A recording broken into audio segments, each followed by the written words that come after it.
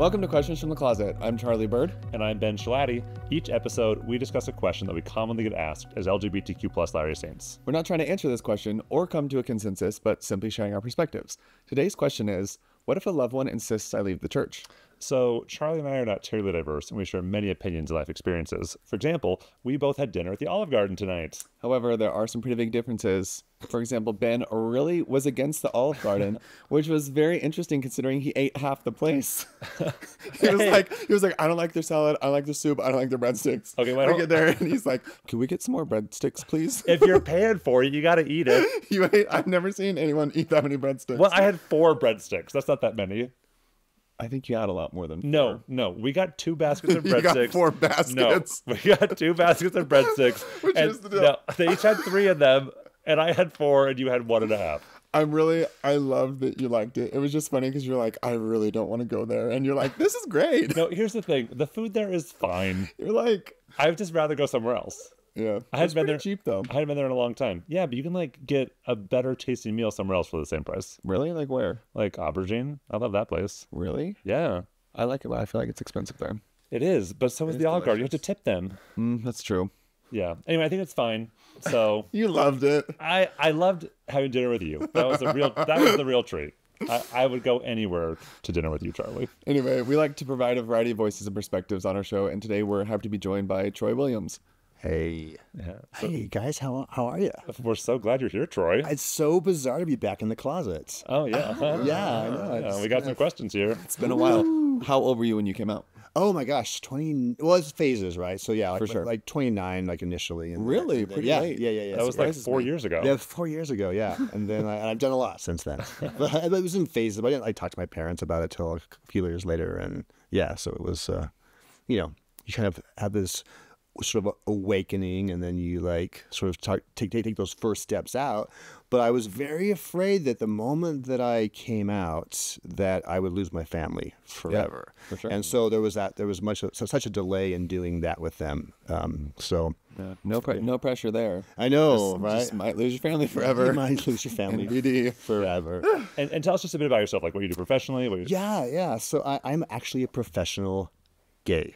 I am gay for a living. I am the executive director of Equality Utah, and we are the state's LGBT advocacy organization. So I work on Capitol Hill to ensure that the laws in our state include and protect LGBTQ Utahns and our families. Yes. So, yeah. And have any general authorities ever quoted you? Yes. True. This is true. I have been quoted positively, I might add, by President Dallin H. Oaks, and this is a great thing for my family because I have very conservative relatives, and they sometimes like to debate me on political things when we're having holiday meals, and when it gets as one does, and they're all like active Latter-day Saints. Thanksgiving, right, and so but if they do start to pile on me, I will say, excuse me, how many of you here have been quoted by an apostle? And then they're like, well, fine. Everyone backs right, away. You're right. So I'm like, yeah. So it gave me a lot of status with my cousins and my aunts and uncles. What got you into advocacy work? Well, I think it really, but gosh, this is over 2 decades ago. I mean, it was really, I think, falling in love for the first time and falling in love with a boy for the first time. And then realizing how beautiful that was, to actually have this experience where you are immersed in another human being and your heart opens up, and it's this mutual sort of frequency of support, which is so beautiful. Yeah. And I remember when the state had passed what was called Amendment 3, and this is I want to say 2001, 2002 maybe, and the legislature passed an amendment to the state constitution that said that even though gay marriage was not recognized or was illegal, that any form of same-sex relationship recognition would not be recognized by the state. And then it passed by referendum. It went to the ballot, and people voted overwhelmingly in support of this. And that was the first. It was such a shock to me that a group of people would put someone's civil liberties up to a vote, and that they would actually vote against my right and to love and to actually create enduring bonds with another person. And that was so like kind of jolted me out of complacency.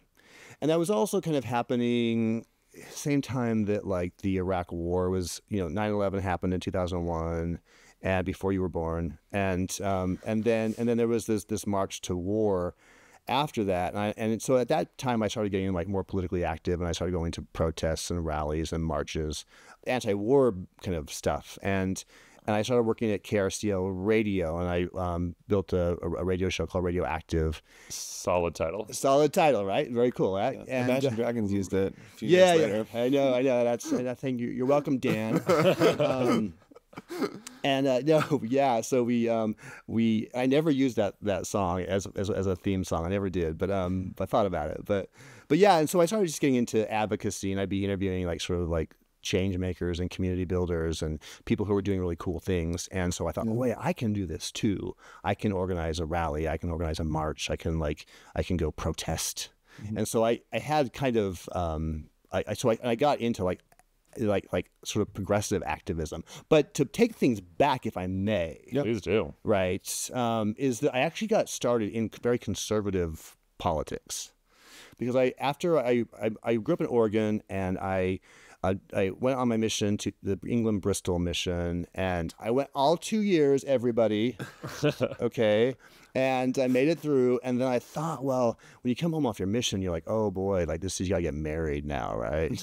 And when you're like gay, you're like, that's when it hits you, right? I mean, you love the law of chastity, right? Because it's so great because you can kind of hide behind it, right? Like, oh, we're just gonna hold hands, just yes, that's all we're gonna do, right? And I was very respectful. Yeah, right, very respectful. And much to all the girls that I dated in Provo, I am so sorry. It was not you, it was me. So let's be very clear about that. And I was so afraid of being gay that I ran to the thing which was farthest from, and I joined the Utah Eagle Forum. Interesting. Yeah, and so Gail Ruzicka, who is the president, she was like my mentor. This is like in the early 90s. And, really right-wing politics. And she was very influential on Capitol Hill. And so the first time I ever went to the Capitol was with Gail. Mm. And so I thought it was kind of like a way Could you explain what that is for listeners who don't know? So the Eagle Forum, or the Capitol? The Eagle Forum.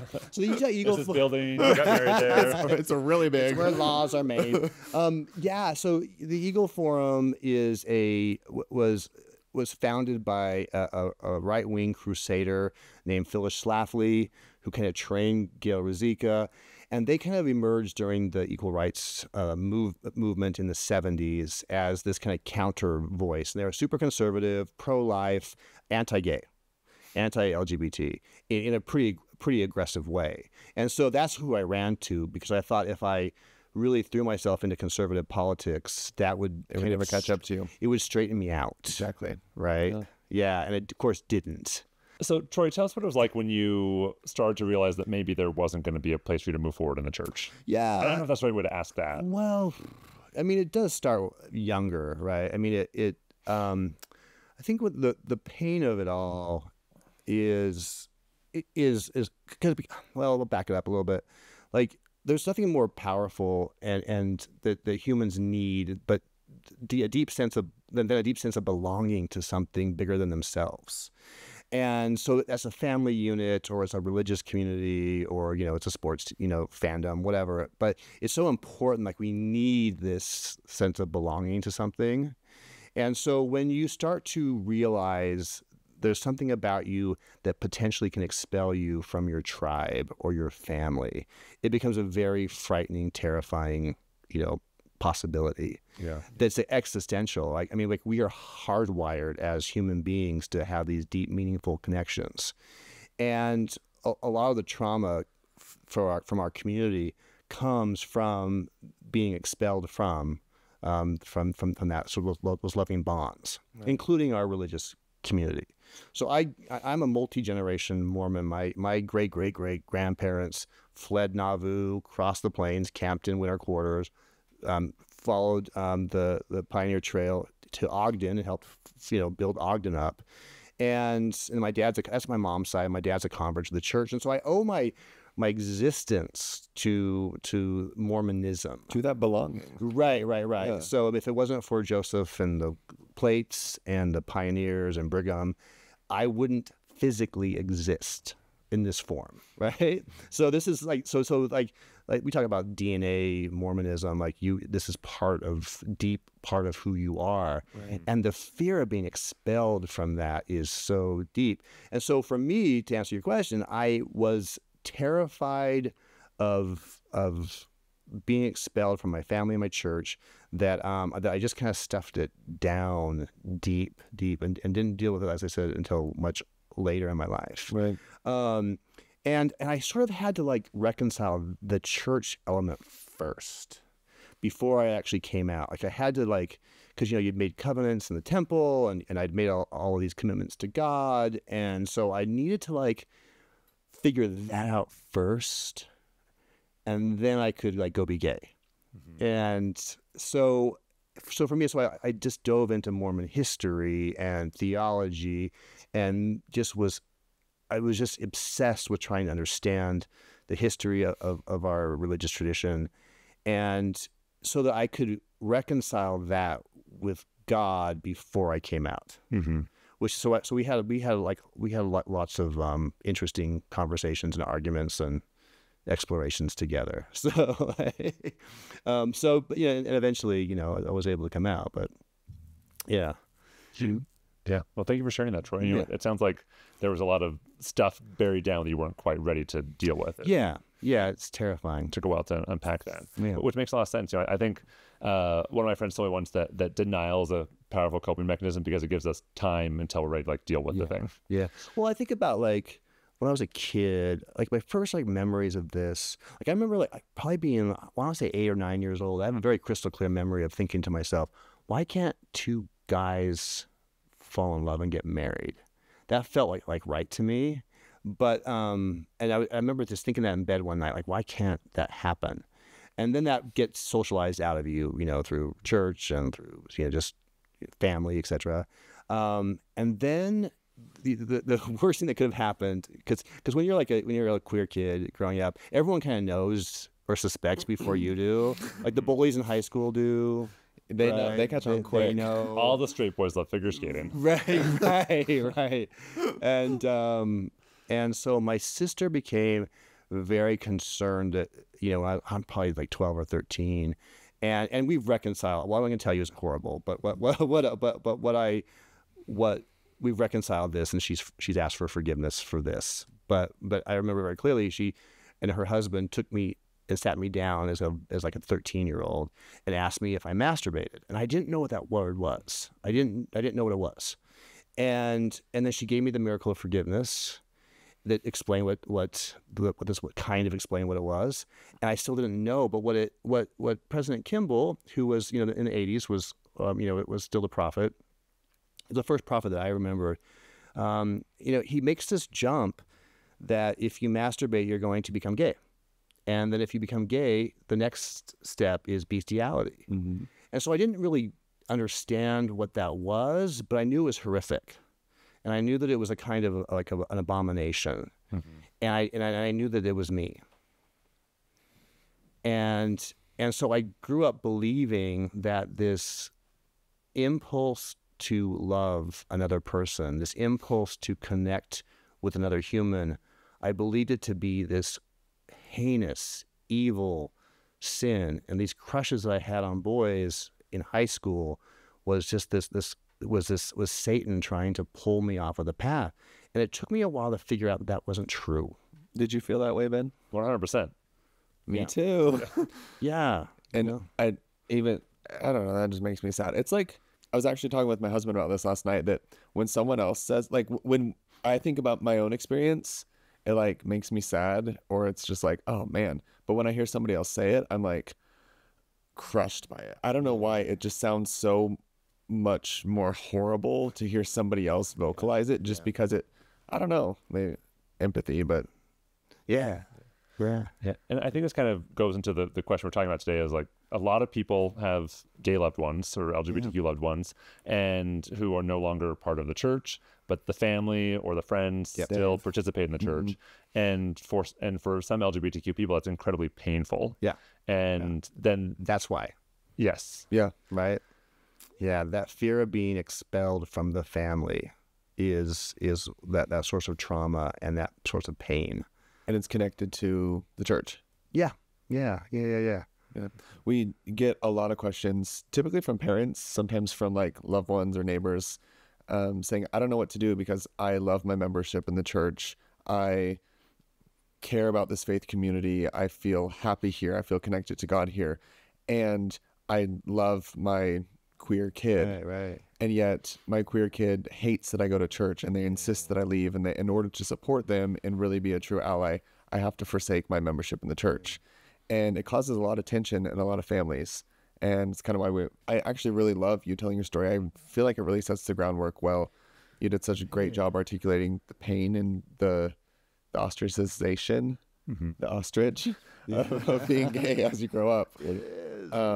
And so I think there's a ton of empathy there. I don't know how anyone can listen to that and not feel empathy there. But yeah, let's kind of maybe dive into that idea of like, what do you do if you want to stay in the church, but someone insists that you leave in order to prove your love for them? Well, you know, it's interesting.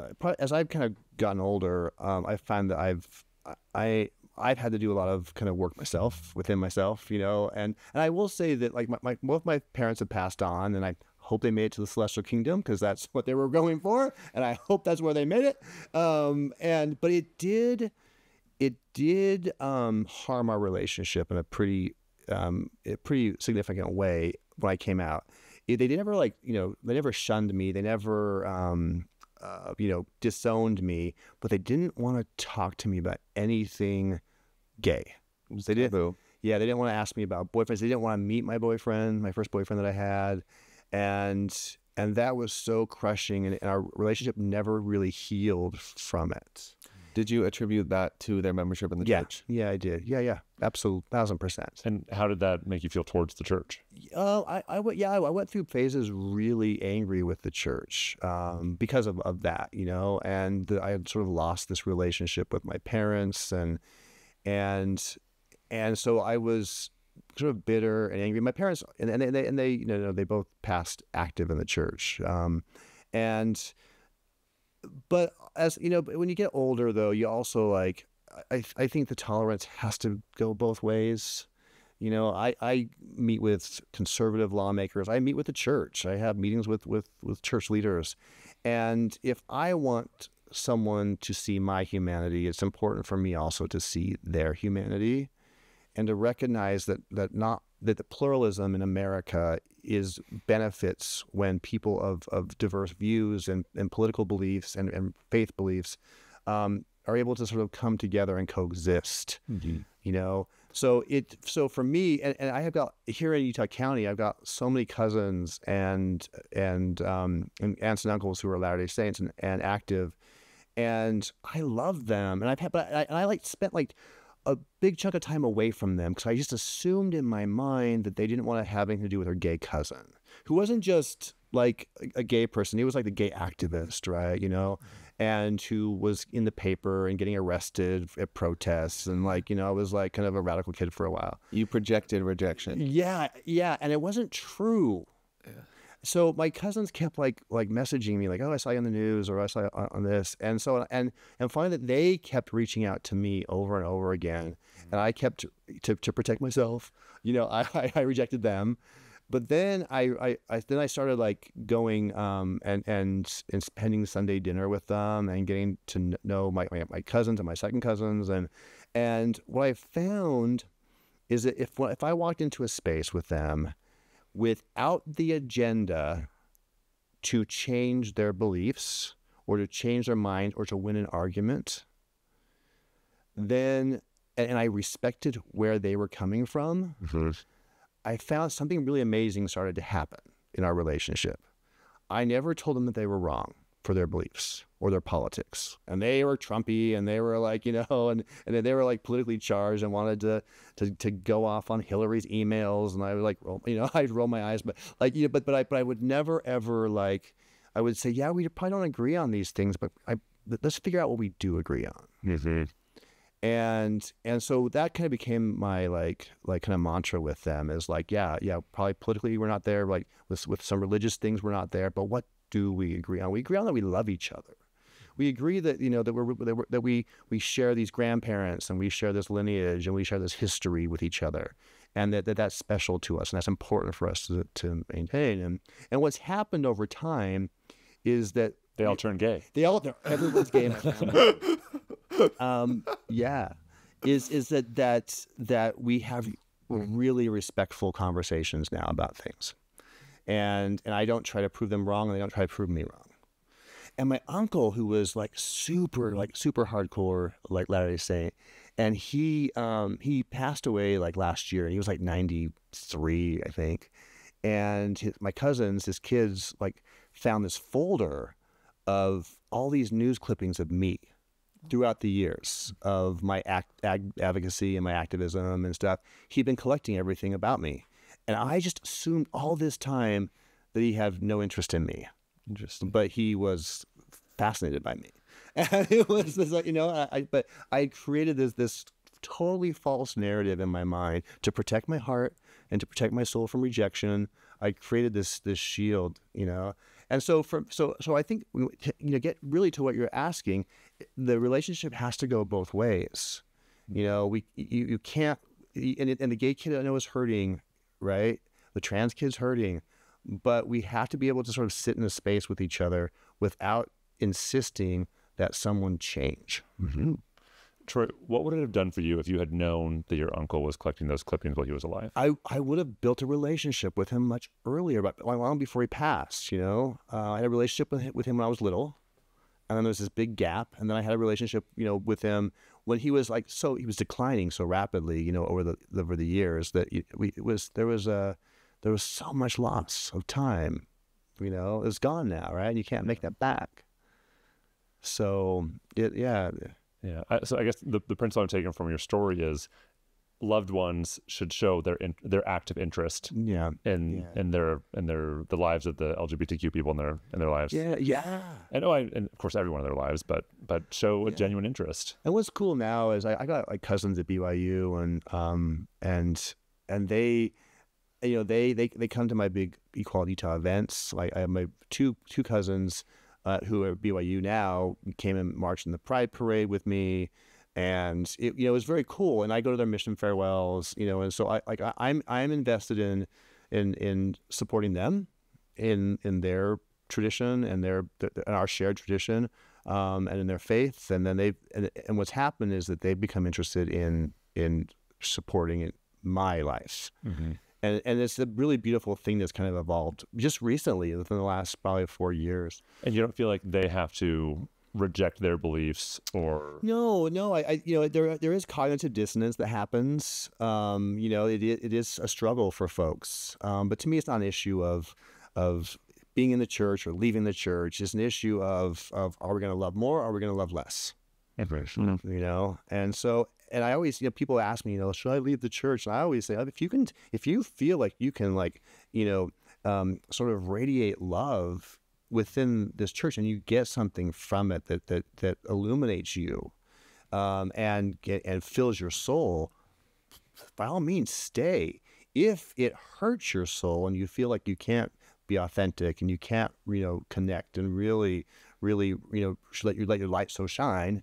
Then you need to make that choice, because it's not for everybody, it's not. And I actually think that's really good advice for the families in the church to be able to give that back to the gay kid, because I know a lot of times there's a sense of grief and loss when a queer child makes a decision that goes against a parent's wishes or expectations or value set, right? And yet it is so much healthier to honor someone's agency, which is like a core gospel doctrine. Like it's the reason we came here. Yeah. And I think about that, also honoring our own agency. Like if I shouldn't feel like I have to make a certain choice based on external circumstances. Like I have to make the choice that is my choice, because I'm going to have to live with that choice. Yeah, but I mean, I love what you just said. Like, if you can radiate love and this works for you, then I'm going to do everything I can to carve you space. And I'm also going to honor and believe you if you tell me it doesn't. Yeah.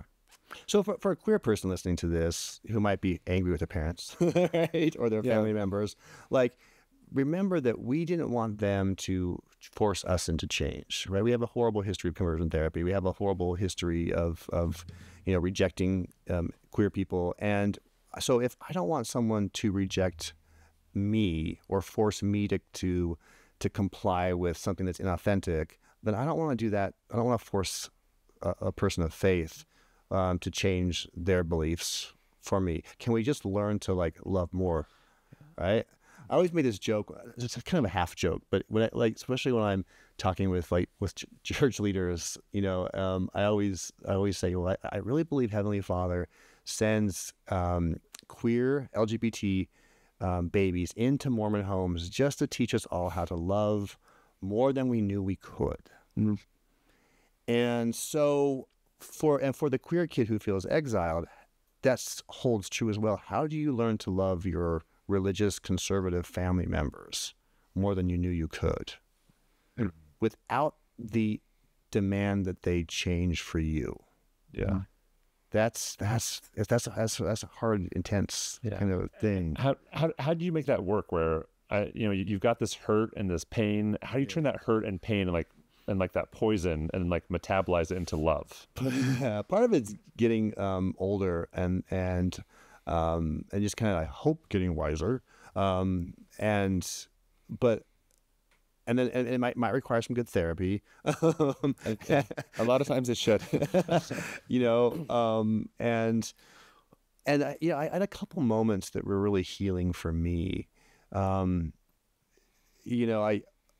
have so many healing moments, but one healing moment with my dad was really powerful. My dad never, two things. He never ever asked me about being gay. And whenever the topic would come up, he would change the subject. He was so uncomfortable with it. And he would never ever say anything disparaging about general authorities or the church, ever. You never disrespected the brethren with my dad. And so we never talked about anything, and it was very frustrating. I had this really shallow relationship with him. But on his 80th birthday, and his health was declining rapidly, and he's in Oregon, and so I was there visiting, and I had to catch a plane to go back. I had to drive to Portland and catch a plane, and so I had a half hour left with him, and I knew in that moment that this was the final 30 minutes I would ever physically be with him ever again. Wow. So I knew that he wouldn't make it beyond this. And so I sat with him, and he had the TV on really loud. It was a 1980s show, MacGyver, and it was blasting really loud, and MacGyver was using candy wrapper to stop a nuclear meltdown from happening, and it was so loud that we couldn't. He's amazing. He's so good, right? And so I was sitting there getting so upset, and I was like, this is the last 30 minutes I'm ever going to have my dad, and we're watching freaking MacGyver on TV. And I was getting really pissed off about it, just sitting there. And then a commercial came on, and he picked up the remote and he muted it. And he said, so did you hear that the church had passed a policy that forbade the children of gay couples from getting baptized? And I was like, yes, I did hear about that. I am familiar with this. And then he stopped. He said, Heavenly Father didn't do that. Heavenly Father didn't do that. And that just pushed me back into the cache. I was shocked. And I didn't know. I was just like, I was trying to find words to respond. So I went to speak, and he picked up the remote, and he turned up the volume so loud that I couldn't say anything else. And I got in the car, and I drove, and I started crying because I realized that took so much for him to say. That took everything for him to say. And that was his way of saying, I love you, and I see you, and I care for you, and I love you more than I love the church. And that was a healing moment that I needed, and I didn't need it to be anything more than that. It was just those words, and then we finished watching MacGyver, and that's all I needed from my dad. And then he passed, a month later. So yeah, Thank you so much for sharing that. It's very sacred to me. It's a very sacred story. Thank you. It feels sacred. Yeah. I'm really honored that you felt comfortable to share that here.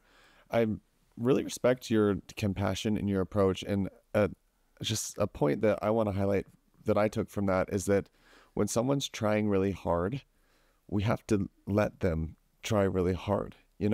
Like imagine trying hard at something and then having someone else say you're not doing a good enough job. Not good enough. That hurts. And that brings out protectors. That brings out anger. That brings out the same protectors that you were using of like, my family is going to reject me. I'm mad at them. Yeah.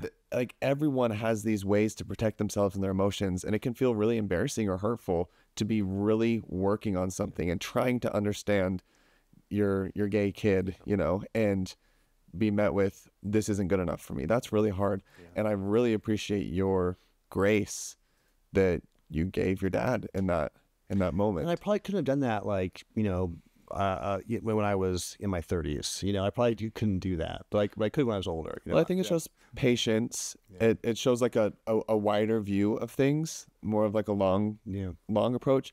But also I feel like there's something to be said for operating from primary emotions. Because like anger, resentment, frustration, those are secondary emotions because they feel safer. They're more protective emotions. And oftentimes what's beneath that is humiliation or shame or pain. Yeah, or fear. Yeah, fear. And so and I think that goes, again, both ways from, the queer individual and the family member, to make sure that if you do enter these conversations, it's not coming from that accusatory, protective place. It's coming from a really vulnerable, hey, this hurt me. I feel ashamed. And that's going to still be tricky. There's still going to be a lot of tension there and a lot of emotional work that you're probably going to need to do. And yet it'll be free from that warlike defensiveness that causes destruction. And what that is, we know the neuroscience of all this. It's the amygdala, right? And so when we are in danger, we fear that we are in danger. We go into fight or flight, or we freeze, or we fawn, or whatever, and it's a defensive posture. And so the sympathetic nervous system is cranked up, the adrenaline's pumping, and then the ability to actually communicate. Fight or flight. You fight or flight. Everyone does. You're ready to fight, right? Or run away and not talk to anyone. Yeah, exactly. So how do you deactivate the amygdala in those moments and get the parasympathetic nervous system to kind of kick in, which kind of calms you down? And it's always about breathing, right? Taking deep breaths from your belly, going right to your diaphragm, slowly breathing, and then getting curious. Mm-hmm. When you are in conflict, help me understand where you're coming from. Tell me more about why you believe this. And when you get the other person to start talking, and when your defenses drop, then their defenses drop. But with family, it's really hard. It is the most, the fear of rejection from your family is one of the most primal fears that we have. And so we flare up and we lash out and we hurt each other. And then we have to apologize later. If we could just learn to take a breath and get curious about why you think this. Yeah, I think, one of the points you're making, Troy, is that, we have this fear of rejection, and a family member being very involved in the church can feel like a rejection of that person. Yes. Because if they're believing in a doctrine and a culture that the LGBTQ loved one feels like there is no place for them, then by subscribing to that belief system, then they're saying that it feels like rejection. Well, and that's a popular sentiment right now. I even get this for myself because I'm gay, I'm married, and I still attend church. And other queer people get really triggered by that and will say things like, how can you support an organization that fights against equality or historically has? And I feel like a lot of it comes to tithing often. It's people are really offended that parents or loved ones or sometimes queer people will pay tithing to the church organization, which then, they view as being used to like strip their rights. Yeah. I have so many so many active Latter-day Saint families that pay their tithing to Equality Utah. And it's like lots. And it's this, I think probably they're trying to like reconcile their some relationship with a family member, and they want to really give to the principle of 10%. And it's important to them to sort of support our organizations or Encircle or whoever I know receive those kind of funds as well. And that's sweet, I mean, I see it as an act of love when someone's willing to do that. Yeah. And there are parents who aren't willing to do that. Yeah. And still, like, it's hard because it really is, and this is maybe one of the most unfair things, because so often the like marginalized or oppressed person, in order to achieve good relationships, has to really be patient and give grace, even with more pressure on them sometimes. And I deeply believe in what you're saying, that you have to meet people with the same grace and love that you're anticipating to receive. Yeah. And it doesn't always work, sometimes the pain doesn't get healed. Like, and there's like years I've lost with my parents, and my parents died without being part of my life, and that's a loss for them. It's a loss for the church to like have so many talented, brilliant, beautiful LGBT people leave. Amen. It's, we're all, and we are here on this planet to like love and connect with each other. And so when we get like really fearful and we start making these harsh rules, like you must do this or you're out, then I think we're really missing, what every spiritual tradition is trying to teach us. Well, it reflects black and white thinking, which is the most common human thinking error that's like clinically proven to make people feel stuck and isolated. Right. So if that's happening on both ends, everyone's going to feel stuck and isolated.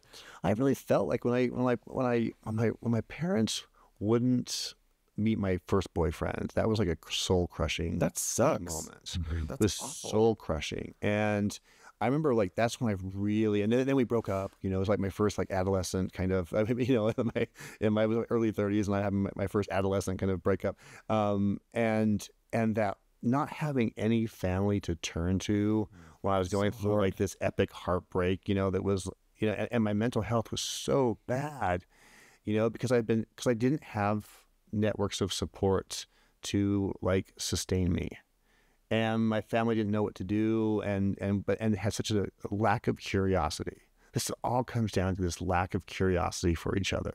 Why do you feel this way? Tell me about this experience. And yeah, it was really severe. And I'm very grateful for my second boyfriend who came along, who like taught me unconditional love for the first time in my life. And when I saw I felt how purely he loved me and I could love him back, it was so sacred and holy. And that's when I knew that everything that I had been taught about being gay wasn't true. When I really experienced the beauty of love, pure unconditional love from another human being who was in my corner no matter what. Every human being needs someone in their corner who just is there for you when life is hard, and straight people need that and queer people need that. And when I finally felt it in my life, I was like, wow, this is beautiful. This is holy. This is divine. I do. And so, yeah. I love that. I think to the Latter-day Saint person who might be on the receiving end of anger from a queer individual, I would say like you have to be the one who models it. Like someone has to start somewhere, like modeling that. I'm also, Ben, we talk a lot about Vivian Cass's model of identity development and the 6 stages of coming out, which we've done an episode on that. I think she's brilliant. What phase am I in? I don't even know this. You're in stage 6. Am I? Did I make it all the way out? Yeah, you're synthesized. Out of the closet. Fully Yeah. Yes. But stage 5 is identity pride, and it's a theory for a reason. Like so many Are you familiar with this model? No, no. It's really cool. It's from, I think, 1978. Yeah, it's from Big the year. Yeah, it's a good one. Big year. And it was a researcher at a university in Australia, and she followed like 2,000 or more queer individuals over like a long lifespan, both quantitative and qualitative study, and kind of like put together these 6 stages of coming out. And I think from what I see, it works pretty well. It's an old model, but it works pretty well still. But within the church, works exceptionally well. It's like, whoa, this is like almost textbook what I see. And stage 5 is called Identity Pride, and it's characterized by this kind of like rejection of the heteronormative values that made people feel shame. So anything that's connected to childhood shame related to being gay, there will be this intense pushback against for a period of time. And it's, families see that and they're like, they're being loud, they're being obnoxious, they're at pride parades, they're activizing, they're shoving in our faces. Yeah. And it really is just like trying to overcome this shame and trauma of youth. And I think even what you have kind of said, knowing what I know about your story, you're saying I was kind of going gangbusters on activism. I was in the news getting arrested. And in time, I was able to like figure out ways to be more patient, more understanding, while still keeping my gay integrity. Well, in a big pivotal moment for me, because I went from far right advocacy, then I kind of went far left, and then I had this moment in 2012.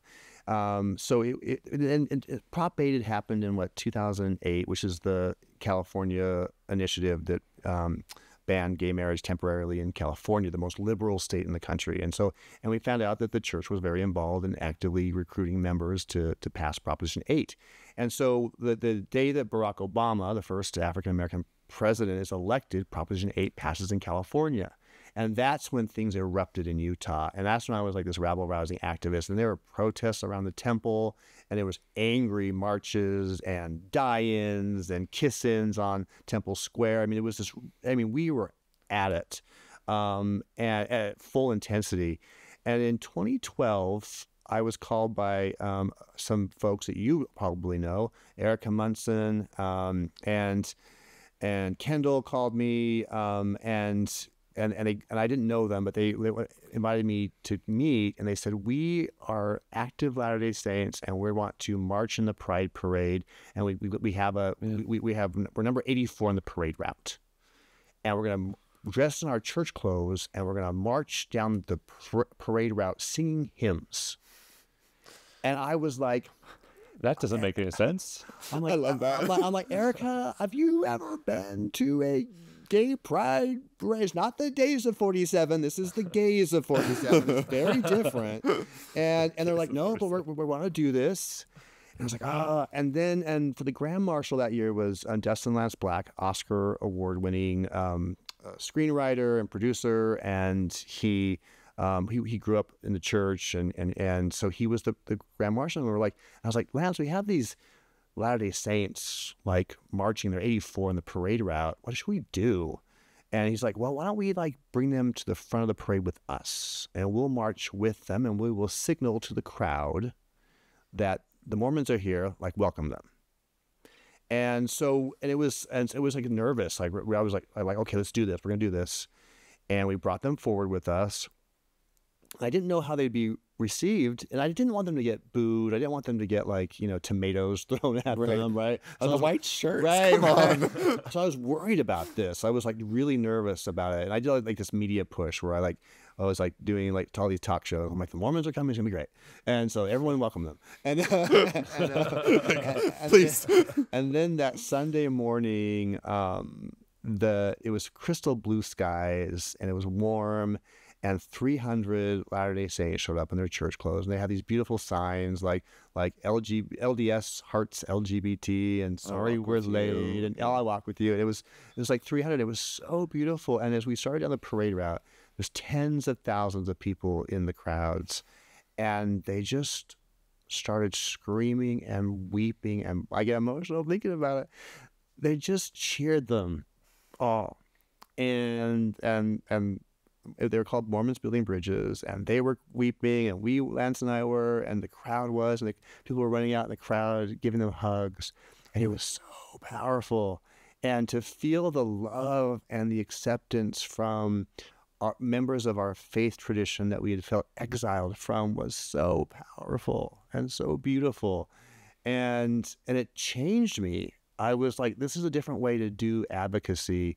You know, I'll always be a bit of a rabble rouser, but this to me was like putting love front and love first, and like making that the center. And that really began to shift how I would do my advocacy. That it prepared me so that years later I could take over Equality Utah and go and sit down with church leaders and negotiate language with them and come to disagreements, but then working through to agreement on issues. You know, the church was instrumental in helping us pass the non-discrimination law in 2015. The church was instrumental in helping us ban conversion therapy in this state. And the church has been willing to engage with us. But I wouldn't have been able to be in a position where I could engage with them unless I'd had those kind of healing experiences with folks like from Mormons Building Bridges. Incredible. Yeah, I wasn't there. I've read the story of this, and you just talking about it makes me emotional too. Yeah. And I think that if I had a loved one who was feeling pain, I would want to ask myself, how can I show that kind of demonstration to them? Like what can I do in our little system to figuratively like march to the front of the parade to show love? Yeah. How can I remove my shield? Yeah. How can I remove my protective anger and say, hey, I'm here with open arms? And that's scary. It is vulnerable to do that. And they went, the Mormons Building Bridges folks, they loved it so much. They got submissions into the San Francisco Pride and the New York Pride marches. And those are a little bit wilder than Utah's, but they were like, and so they started like showing up in pride parades all over the country, and they would like win awards for like best entry and stuff, like everywhere you'd go, you know. And what I came to realize from that experience is that when you get a Latter-day Saint ally, they are the fiercest allies that you can ever have in this movement. And so, and it was their advocacy and their willingness. And the thing about that day that really was also instrumental in shifting me is that when they decided to march, people on the left, people on my side, started attacking them publicly and shaming them. How dare you come in? How dare you? And this doesn't excuse what's happened in the history and stuff. And then I got angry at that, and I'm like, how dare you shoot arrows at these people? And so when they started attacking Mormons Building Bridges, I chose to step in to receive those in front of them, because if you are going to the mat and you are risking your reputation, your whatever, if you're making a risk for me, I'm going to take a risk for you. And so it goes both ways. Mm-hmm. Yeah, if someone's trying to be better, they should feel safe trying to be better. Yeah. And I also think like there so often people try to say, well, being an ally looks exactly like this. No. And it doesn't. Like there really are, I believe there are, I took a note. What was it? I'm going to try to. There are benefits that a faithful church member ally can give that people who leave the church can't. Sure. Yeah, and that might be hard to stomach for some people, but it's true. It's very true. You know, I think growing up, if there was someone in my ward. If you had a Carolyn Pearson in your ward. Like, oh my gosh, think of all the shame. Think of like a lifeline, like at least one person. Yeah. It's when you're in that zone of isolation, knowing that there's one person that won't reject you, that's so important. And I want to see that at church. And if someone feels like they can and does feel illuminated and bright and like they can increase their love within a church setting, why would we not want that person there? And it doesn't really infringe on your ability to not be there if you don't want to. Right. Exactly. And I think it's beautiful for like an LGBTQ loved one who's no longer part of the church, like be like, oh, it's so beautiful that you're still part of this community and you love that. And I think that for a lot of people, they're just still in a place of so much hurt and pain, they just can't see anything good. Yeah, that's right. And that's when we just need to like listen to the pain and hold the pain with them. Yeah. And, I've thought about times when, I've never left the church, but times when I've been hurt, and when people who I know don't have the same hurt I have, to say like, thank you for sharing that. Like, I see your pain. Yeah. Like we recently did an episode about General Conference and it was a hard General Conference for me. I got a lot of messages from my friends who I would say are like Orthodox believers who did not have any issues with General Conference. Just like, thank you, Ben. I'm glad I got to listen and hear your perspective. And just like, people don't have to, they don't have to agree with like the hurt and pain we experience. Like, they don't have to like feel the same pain, but just to like see it and like bear witness to it, I think is one of the ways we can like help them heal and like metabolize that poison and turn it into something healing. I think there really are a lot of shared values between like these. If you look at like the two polarized groups, there's a lot of shared values of like authenticity, love, like inclusion. There really are. And if you can operate from those shared values, it really can be hard to put your guard down. It can be really hard to be curious and vulnerable with someone at the risk of being attacked and shamed for it. Yeah. Shamed for your beliefs. And then social media just exacerbates it's so bad. all of that right now, and this demand for purity, and which is just ridiculous, and it's making the discourse and the actual healing much more difficult. Yeah, it's the landscape is really tricky right now. But I really do believe on whatever like polarized side you find, there are like values. Like we don't have to be like, be your authentic self as long as it looks exactly the way I want it to. Right. You don't have to be like, we love everyone's agency except for yours. I don't like what you're doing with it. Like, come on, guys, we're better than this. Like, let's actually practice what we preach and treat people in a way that heals. Can I share a quick story? I think you might have even been there. This was like during a... Been there, done that. That's his blog. Yes. But there was a tricky thing happening at BYU when we were both students, and we had like a meeting about this thing with some administrators, and one of the other queer students was like, if this doesn't happen, I'm not participating in this event anymore. Right. And I started to get agitated at this other person, and I just wanted to like say, no, this is why we're doing it, this is the way it has to be. Like I felt defensive, and before I could say anything, luckily our friend Sarah piped in and said, I can tell that you are hurting right now, and I'm so sorry that you're hurting. Yeah. And that's just like, and I didn't say the stupid thing I was going to say, because being defensive wasn't going to help, but saying, I can tell you're in pain and I'm sorry. It's just that was the right way. Being seen, having someone see you is so powerful and so profound. It's so someone sees and recognizes the pain that you're in. Goes so far. It goes so far to actually help heal that. And you might have to do it for a really long time. Like, it could be possible that you stay in the church for the rest of your life and pay tithing and go in the temple, and your queer kid hates you for it and says, how can you take part of privileges that are denied to me because of my identity? And like, that is a reality for a lot of families. Could happen, yeah. And that can become exhausting and start to bring like that nervous system out of, that safe place. And yet, like, again, focus on the values, like focus, what would Christ do in that situation? And or on the other side, what would a really love is love, loving, accepting person do in that situation? You show up, you're patient, you be consistent in your love, maybe set some boundaries if you need to, but always extend like, hey, I love you, I see you're hurting, what can I do to help you? I'm curious about you, I want to listen. And I think, progress is never a straight line. It swerves, and there's U-turns, and there's It's a gay line. potholes. Yeah, it's very gay. But the fact that Latter-day Saints and LGBT people have been in this seemingly intractable kind of conflict, I think actually has some kind of divine resonance to it. Because I think we all have this opportunity to learn from each other. And I know the pain is there and the pain is real, but we also have to take a step back and recognize some incredible shifts that have happened with the church over the past decade. And this isn't, to make any excuses for, conversion therapy and the horrible things that happened. But, that the 10 years ago, this December, on December 21st, marriage equality became the law of the land, marriage equality became the law of the land of Utah. A federal judge overturned Utah's Amendment 3, and all of a sudden, thousands of gay couples went down to Salt Lake County and here as well in Utah County and started getting married. And in like 3,000 couples had been married in a week. And it was the first time in the state's history, or in the country's history, that a state had overturned a ban on gay marriage, and Utah was the state that did it. And so that brought us into dialogue with the LDS Church about other issues like non-discrimination laws and protections. And the church started working with us on that.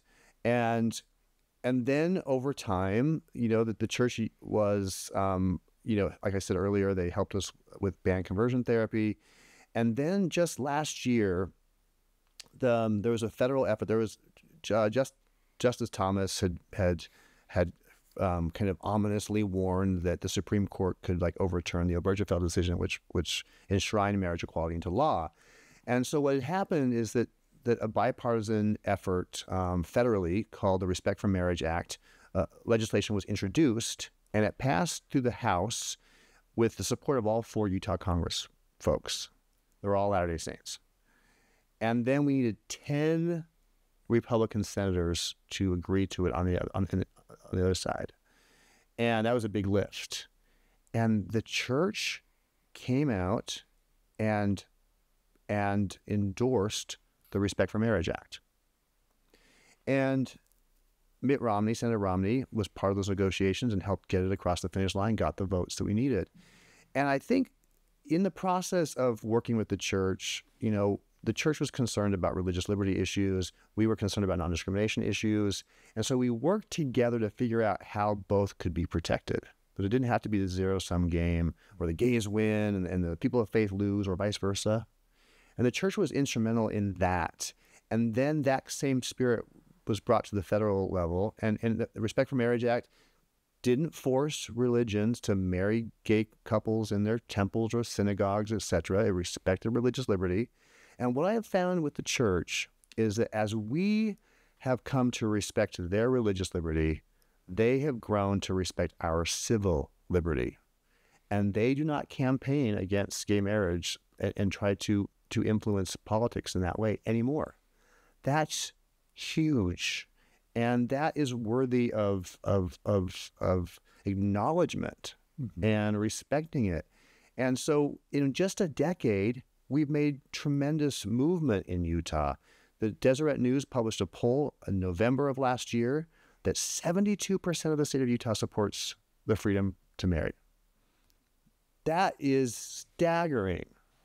And so I have seen in my 2 decades of advocacy this incredible shift of people opening their hearts to us and opening their minds and reconsidering a different point of view. I've seen the church shift, not to change their doctrine. They haven't changed their doctrine, but they've changed the way that they engage with us and engage politically in a more collaborative, respectful manner. And that is valuable. That's important to acknowledge. And so I'm grateful for their willingness. Even though we have these immense differences, when I call them, they answer my phone calls. And they're willing to sit down with me and my team and talk. And that's not, all Southern Baptists do that. But the LDS Church does. Yeah. Troy, as you're talking about the importance of engaging with people and the immense change and power that happens with that, I was thinking about some good friends of mine where the wife, and they're a straight couple, the wife left the church very angrily. I was always talking to her husband about how angry she was all the time. And that was starting to irritate him, but he was still going to church, and that was upsetting her.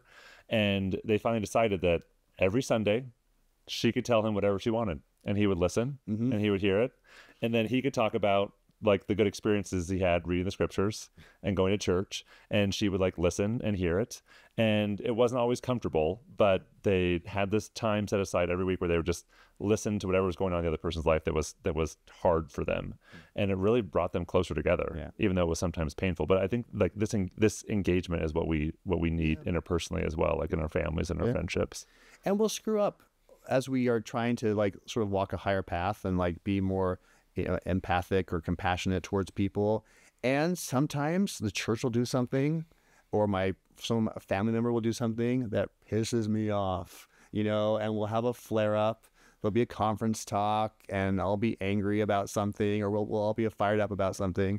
And then the impulse in those moments is to turn away from each other, to close the door and to stop talking. But it's exactly in those moments, in those minutes, and in those very crucial minutes where you have to make a decision, where you have to turn into each other, and not close the door of conversation.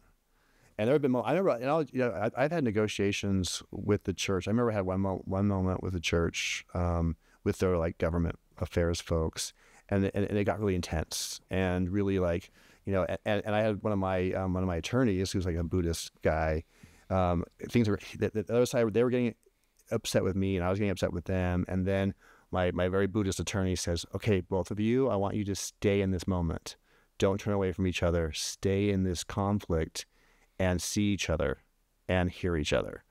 And it was this really like powerful moment because I just wanted to like, step up and walk out the door. And because I was willing to stay engaged in those conversations, we maintained the relationship. Yeah. Yeah. So stay in it. Stay engaged in the conflict. Be open to being offended. Yeah. You will be. Yeah. And yet, I love that. I love this conversation. The only way out is through, as they say. Yeah, and our relationships are worth preserving. Like they're worth these tough conversations and these hard moments to preserve and strengthen. Yeah. And there's growth comes through tension. Yeah. Mm-hmm. And there's no person more difficult to have these conversations with than a family member. Yeah. Right? Because the fear of rejection is so primal on all sides. First off, if you've gotten to the end of this conversation and you are an active Latter-day Saint, thank you. Thank you for staying. And I'm sure some of the things that we've said or that I've said have perhaps made you feel uncomfortable, but thank you for being willing to to be curious. And I would say, don't send this podcast to your loved one and be like, why can't you be more like him? Why can't you be more like Troy? Don't do that. Be more like him. I think I'll end it with a quote from my friend Eddie Izzard, who's a transgender comedian, and she always says that we have to be brave and curious, not fearful or suspicious. And that's a mantra in my mind that especially when I'm engaging with people who think differently from me, and I get a little bit agitated, is be brave and curious, not fearful or suspicious. And that has really helped me navigate a lot of these hard conversations. So, yeah. I love it. Thank you for being brave and curious. Yeah, absolutely. You too. Thank you, Troy. Such a pleasure to have you here today. Thank you. Can I leave the closet now? Can we get out? Yeah, let's get out of here. Yeah, you're out of the closet with all the questions. Woo! Okay. Thank you for joining us today. If you have enjoyed this or other episodes, please consider leaving a review, following us on Instagram, Facebook, or YouTube at Questions from the Closet, or sharing this podcast with someone you love. And as always, please remember that we do not represent the Church of Jesus Christ of Latter-day Saints or Brigham Young University. We're not trying to be prescriptive or tell anyone what to think or what to do. You heard 3 perspectives, and there are many, many more. We encourage you to listen to other voices and hear a wide variety of experiences. If you would like to submit a question or share a comment about today's episode, you can email us at questionsfromthecloset@gmail.com. Until next time.